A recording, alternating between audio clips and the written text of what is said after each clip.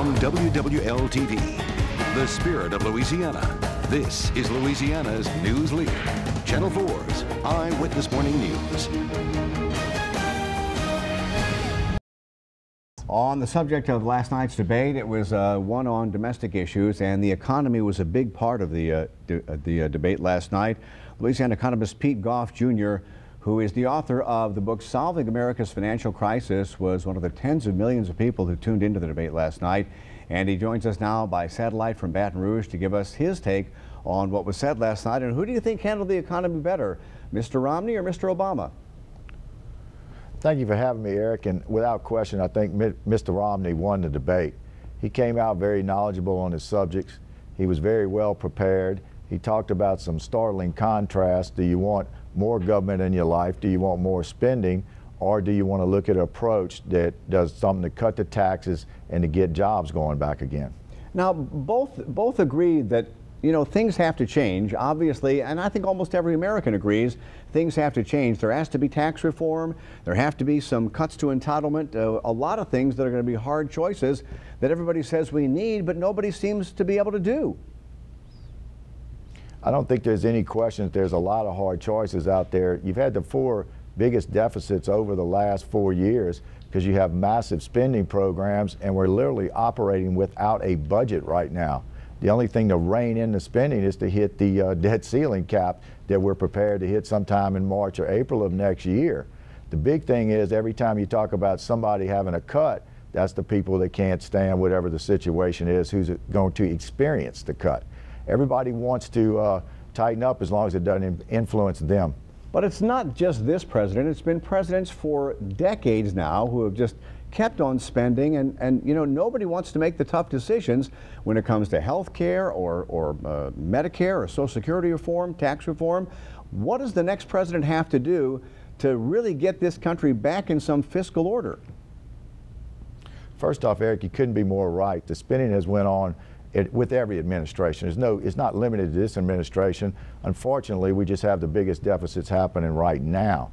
I don't think there's any doubt that what the presidents have to do is to put more people back to work.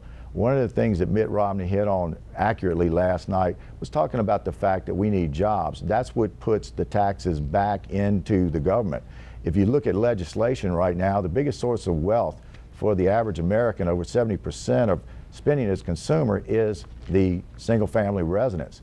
We need people with the ability to get into a house. When you don't have the mortgage, the term qualified mortgage is not explained, so you have banks very hesitant to lend. You have interest rates at an all-time low. The one part of the stimulus package that worked great was the home buyer tax credit. And that tax credit basically costs maybe $8,000 to the government.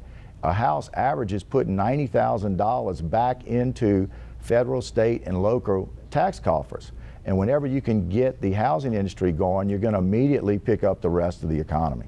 And you know, Pete, on the cover of your book, I think it tells the whole story. It shows people with their head in the sand about economics, and this country really has been in that situation for a long time. They absolutely have, because when you start talking about economy, you start talking about trillions of dollars, those are the kind of things that frighten people. And whenever we hear something that we don't really understand, it's human nature to withdraw from that situation.